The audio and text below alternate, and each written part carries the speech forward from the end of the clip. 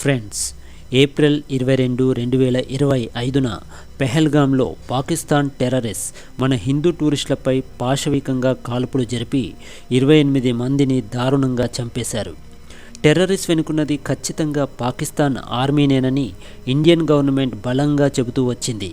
కానీ పాకిస్తాన్ గవర్నమెంట్ మటుకు ఆ టెర్రరిస్టుల దుశ్చర్యలను ఖండించడం మానేసి భారతదేశంపై తన ఆర్మీతో కవ్వింపు చర్యలు మొదలుపెట్టింది. దానికి ప్రతిగా ఇండియన్ ఆర్మీ ఆపరేషన్ సింధూర్ని చేపట్టడం మరియు పాకిస్తాన్లోని 9 తీవ్రవాద స్థావరాలను ధ్వంసం చేయడం చూశాం. ఒక పక్క ఇండియన్ ఆర్మీ కేవలం తీవ్రవాద స్థావరాలు మటుకు మాత్రమే మా టార్గెట్ అని చెప్తుంటే, పాకిస్తాన్ మాత్రం భారతీయ పౌరులను టార్గెట్ చేస్తూ అమాయక పౌరులను పొట్టన పెట్టుకోవటం కూడా చూశాం.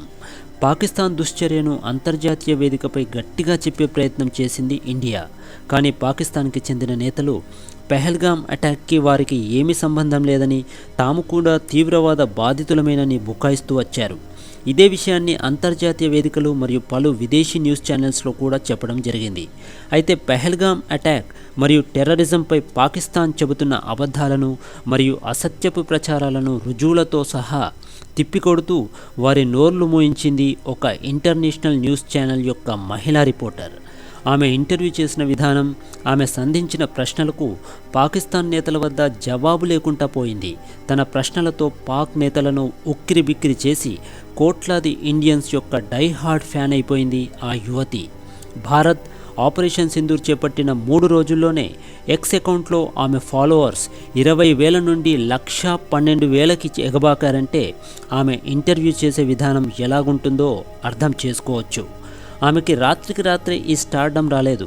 ఆమె లైఫ్లో ఎన్నో స్ట్రగుల్స్, ఎన్నో ఛాలెంజెస్, జీవితంలో ఎన్ని కష్టాలున్నా అన్నింటినీ అధిగమించి జర్నలిజంలో స్టాండర్డ్స్ని సెట్ చేశారు ఆ వనిత. కేవలం అందంలోనే కాదు, విషయ పరిజ్ఞానంలో కూడా ఆమెకు సాటిరారు. జర్నలిజంలో ఎన్నో అవార్డ్స్ ఆమె సొంతం. ఎందరో ప్రముఖులు, ప్రెసిడెంట్లు, ప్రైమ్ మినిస్టర్లు, ఇంకా ఎందరినో ఇంటర్వ్యూ చేశారామె. చాలా క్లిష్ట పరిస్థితుల్లో, కొన్ని యుద్ధ సమయాల్లో కూడా అక్కడికెళ్ళి న్యూస్ కవరేజ్ అందించిన ధైర్యశాలి. ముఖ్యంగా ఆఫ్ఘనిస్తాన్ తాలిబాన్ల యుద్ధ సమయంలో కూడా న్యూస్ కవరేజ్ అందించారు.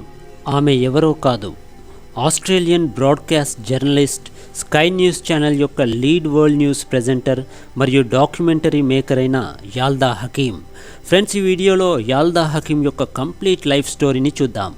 యాల్దా హకీమ్ జూన్ 26, 1983లో ఆఫ్ఘనిస్తాన్లోని కాబుల్లో జన్మించింది.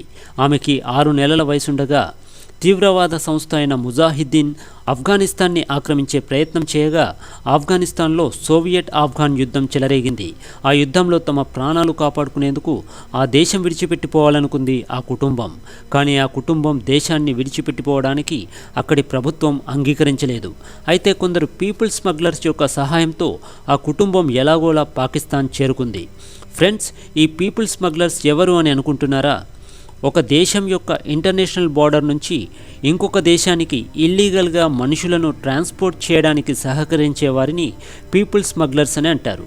ఇక పాకిస్తాన్లో 2 సంవత్సరాలున్నాక 1986లో ఆస్ట్రేలియాకి మైగ్రేట్ అయింది హకీమ్ కుటుంబం. అప్పటికి హకీమ్కి 3 సంవత్సరాల వయసు. హకీమ్ ఫాదర్ ఒక ఆర్కిటెక్ట్. అతను ఇస్లామాబాద్లో టెంపరీగా ఒక షాప్ని నడిపించేవాడు. హకీమ్ ఫాదర్ ఆ కుటుంబాన్ని ఎలాగైనా పాకిస్తాన్ నుండి ఆస్ట్రేలియాకి చేర్చాలని భావించాడు. అందుకోసం అతను ప్రతి వారం పాకిస్తాన్లో ఉన్న ఆస్ట్రేలియన్ హై కమిషనర్ కార్యాలయం చుట్టూ చక్కర్లు కొట్టేవాడు. స్వయంగా అతను ఒక ఆర్కిటెక్ట్ కావడం చేత ఆస్ట్రేలియాలో ఉన్న ఒక ఆర్కిటెక్ట్ని కాంటాక్ట్ చేసి హకీమ్ కుటుంబం ఆస్ట్రేలియాకి రావడానికి స్పాన్సర్ చేయమని కోరాడు. కానీ ఆ ఆస్ట్రేలియన్ ఆర్కిటెక్ట్ అందుకు ఒప్పుకోలేదు. కానీ అదృష్టవశాత్తు ఆ ఆస్ట్రేలియన్ ఆర్కిటెక్ట్ యొక్క భార్య హకీమ్ ఫ్యామిలీ యొక్క ఫామ్స్ని సీక్రెట్గా ఫిల్ చేయడంతో హకీమ్ ఫ్యామిలీ ఆస్ట్రేలియా చేరుకోవడానికి మార్గం సుగమమైంది. వాళ్ళు ఆస్ట్రేలియాలో న్యూ సౌత్ వేల్స్ చేరుకున్నారు. ఆస్ట్రేలియాకి మైగ్రేట్ అయ్యాక స్వాట్ వ్యాలీలోని ఒక ఆస్ట్రేలియన్ ఎన్జిఓలో పనిచేసేది హకీమ్ తల్లి. ఇక తన విద్యాభ్యాసమంతా ఆస్ట్రేలియాలోనే కొనసాగించింది హకీమ్. హకీం యొక్క బాల్యం కూడా అందరి పిల్లల్లాగే గడిచింది. ఇంట్లో హకీం పేరెంట్స్ ఆఫ్ఘాన్ ఫుడ్స్ మరియు ఆఫ్ఘాన్ లాంగ్వేజెస్ గురించి ఎక్కువగా మాట్లాడుతుండేవారు. హకీం పసిగుడ్డుగా ఉన్నప్పుడు ఆఫ్ఘనిస్తాన్లో మరియు పాకిస్తాన్లో వారు అనుభవించిన కష్టాల్ని, అక్కడి నుంచి ఆస్ట్రేలియాకి వలస వచ్చిన విధానాన్ని చెప్పేవారు వాళ్ళ పేరెంట్స్. ముఖ్యంగా ఆఫ్ఘనిస్తాన్లోని తిరుగుబాట్లు, యుద్ధాలు, వలసల గురించి చెప్తుంటే తమ పేరెంట్స్ ఎంత బాధని అనుభవించారో అర్థమయ్యేది హకీంకి. 7 ఏళ్ల వయసులోనే తాను జర్నలిస్ట్ని కావాలనుకుంటున్నాను అని తన డైరీలో రాసేసుకుంది హకీం. 14 సంవత్సరాల వయసులోనే లోకల్ పేపర్కి తన ఆర్టికల్స్ని సబ్మిట్ చేసేది హకీం. హకీం సిడ్నీలోని పారామెట్టాలోని మెకార్థర్ గర్ల్స్ హై స్కూల్లో మరియు పారామెట్టా వెస్ట్ పబ్లిక్ స్కూల్ నుండి తన హై స్కూల్ విద్యాభ్యాసం పూర్తి చేసింది. ఆ తర్వాత 2002 నుండి 2004 మధ్య మెక్వారీ యూనివర్సిటీ నుండి మీడియాలో బ్యాచిలర్ ఆఫ్ ఆర్ట్స్ డిగ్రీ సంపాదించింది. 2005లో సిడ్నీలోని మెక్లియే కాలేజ్ నుండి జర్నలిజంలో డిప్లొమా చేశాక 2005 నుండి 2009 వరకు మోనాష్ యూనివర్సిటీ నుండి డిస్టెన్స్ ఎడ్యుకేషన్ ద్వారా జర్నలిజంలో బ్యాచిలర్ ఆఫ్ ఆర్ట్స్ డిగ్రీ చేసింది. అదే సమయంలో స్పెషల్ బ్రాడ్కాస్టింగ్ సర్వీస్లో క్యాడెట్షిప్ సంపాదించింది హకీం. ఇక ఇంగ్లీష్లో హకీంకి మంచి పట్టు ఉంది.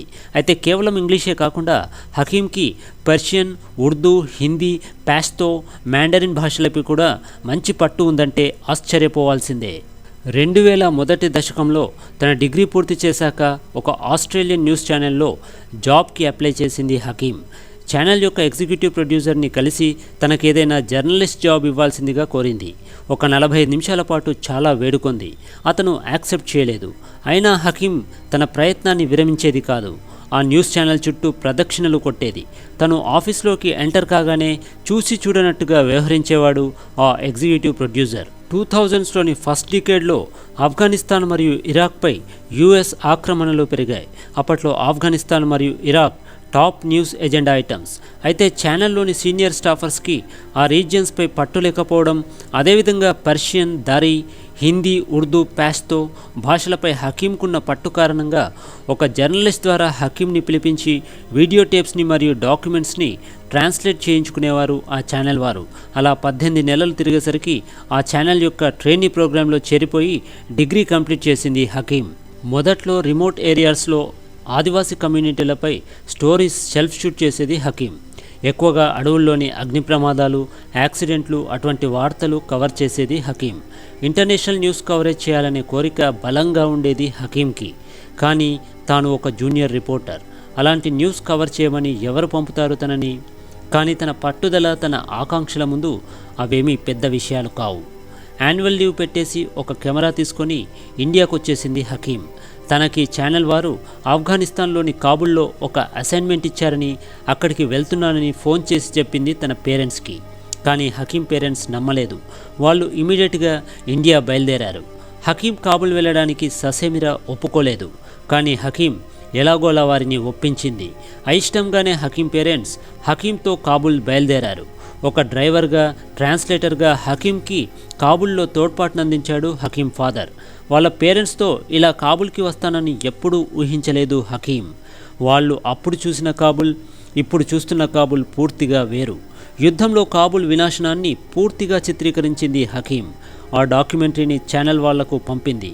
కానీ తాను ఆస్ట్రేలియా తిరిగి వచ్చే వరకు ఆ డాక్యుమెంటరీని టెలికాస్ట్ చేయలేదు ఆ ఛానల్. కనీసం చూడకుండానే ఆ డాక్యుమెంటరీని టెలికాస్ట్ చేయడానికి నిరాకరించింది. కానీ హకీం పట్టుబట్టి వారికి మొదటి 30 నిమిషాలు తన డాక్యుమెంటరీని చూపించింది. ఆ డాక్యుమెంటరీకి యాల్దాస్ కాబుల్ అని పేరు పెట్టింది హకీం. ఆ డాక్యుమెంటరీని చూసి అవాక్కైపోయారు ఛానల్ వారు. దాన్ని తమ ఛానల్లో టెలికాస్ట్ చేశారు. అంతే, ఆ సంవత్సరంలో హైయెస్ట్ రేటెడ్ షోగా నిలిచింది ఆ డాక్యుమెంటరీ. ఇక 27 ఏళ్ల వయసు వచ్చేసరికి హకీం డేట్ లైన్ ప్రెజెంటర్గా మారిపోయింది. అంత చిన్న వయసులో డేట్ లైన్ ప్రెజెంటర్ కావడం అనేది ఒక హిస్టరీనే. బ్రిస్బేన్లోని ఒక ఈవెంట్లో బీబీసీ వరల్డ్ సర్వీస్ హెడ్ని కలిసింది హకీం. హకీంని తమ ఛానల్లో జాయిన్ కావాల్సిందిగా కోరాడు అతను.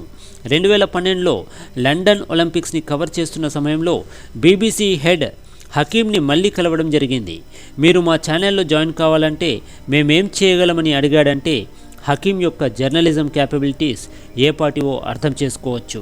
అయితే 2013లో దుబాయ్లో బీబీసీ వారు మళ్ళీ హకీంని సంప్రదించారు. ఒక సీనియర్ ఎగ్జిక్యూటివ్ని హకీం వద్దకు పంపి హకీం యొక్క డిమాండ్స్ని తెలుసుకుని స్పాట్లోనే హకీంని తమ ఛానల్లోకి తీసుకుంటున్నామని ప్రకటించారు. అలా మార్చ్ 2013లో హకీం బీబీసీలో చేరింది. 11 సంవత్సరాల పాటు సుదీర్ఘంగా బీబీసీలో పనిచేసింది హకీం. ప్రపంచంలోని ఎన్నో దేశాలకెళ్ళి న్యూస్ రిపోర్టింగ్ చేసింది హకీం. 2013 అక్టోబర్లో ఆఫ్ఘనిస్తాన్ ప్రెసిడెంట్ అయిన హమీద్ కర్జాయిని న్యూస్ నైట్ ప్రోగ్రాం ద్వారా ఇంటర్వ్యూ చేసింది హకీం. హకీం యొక్క ఎన్నో డాక్యుమెంటరీస్ మరియు రిపోర్ట్స్ బీబీసీ న్యూస్ ఛానల్లో కనిపిస్తాయి. ఆఫ్ఘనిస్తాన్లో హకీం చేసిన రిపోర్టింగ్కి 2021లో పీ బాడీ అవార్డ్కి నామినేట్ అయింది హకీం. ఏప్రిల్ 2023లో బీబీసీ న్యూస్ ఛానల్ చీఫ్ ప్రెజెంటర్గా నియమింపబడింది హకీం.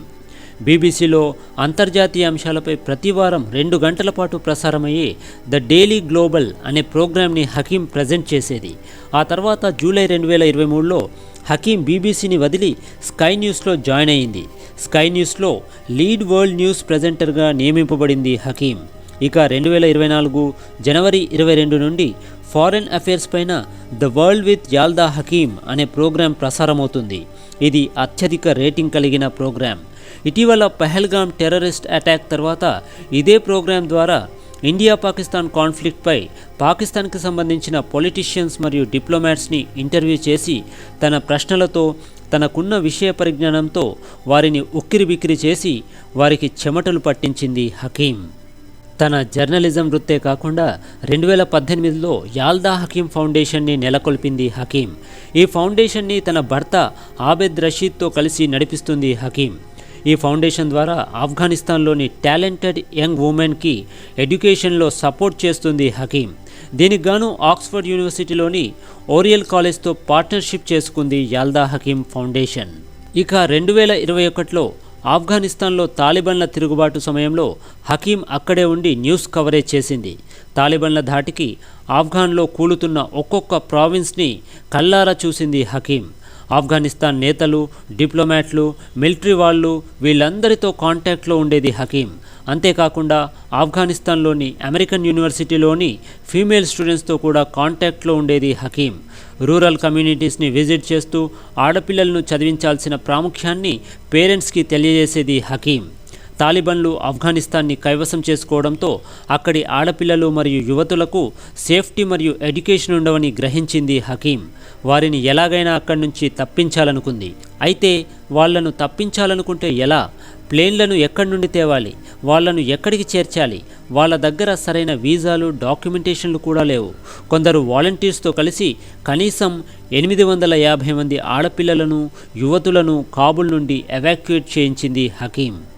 ఆగస్టు 14, 2021 ఇక కాబుల్ మొత్తం తాలిబన్ల ఆధీనంలోకి వచ్చేస్తోందని అందరికీ తెలిసిపోయింది. వేకోజామున 4 గంటలకు బ్రాడ్కాస్టింగ్ స్టూడియో నుంచి హకీంకి ఫోన్ కాల్ వచ్చింది. నిద్రలోనే ఫోన్ లిఫ్ట్ చేసింది హకీం. తాలిబన్లు కాబుల్పై దాడి చేయబోతున్నారని, కాబుల్ పూర్తిగా వాళ్ళ వశమవుతుందని, తక్షణమే కాబుల్ వదిలి స్టూడియోకి వచ్చేయాలని ఎడిటర్ నుండి ఫోన్.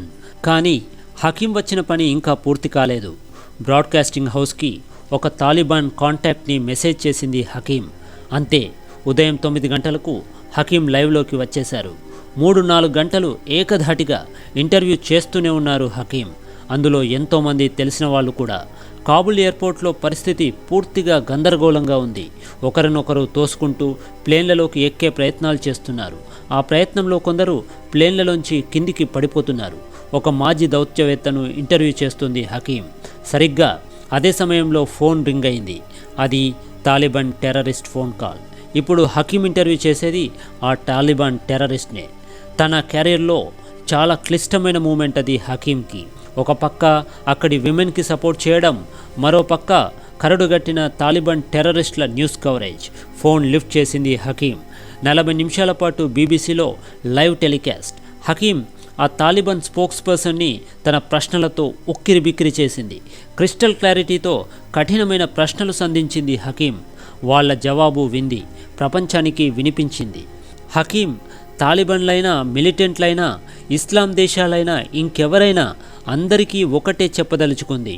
అదేమిటంటే, మీరు మంచి చేసినా చెడు చేసినా మీ వైపు నా కెమెరా మళ్లిస్తాను. మీరు నిజం చెప్పండి, అదే నేను రిపోర్ట్ చేస్తాను అని. చూశారు కదా, ఆఫ్ఘనిస్తాన్ లాంటి దేశంలో పుట్టి యుద్ధ వాతావరణంలో శరణార్థిగా వేరే దేశం వెళ్ళి సమకాలీన పరిస్థితులను ఆకలింపు చేసుకొని జర్నలిజంపై మక్కువతో అంచెలంచెలుగా ఎదిగి the most reputed international news రిపోర్టర్గా మారిన యాల్దా హకీం యొక్క లైఫ్ స్టోరీ.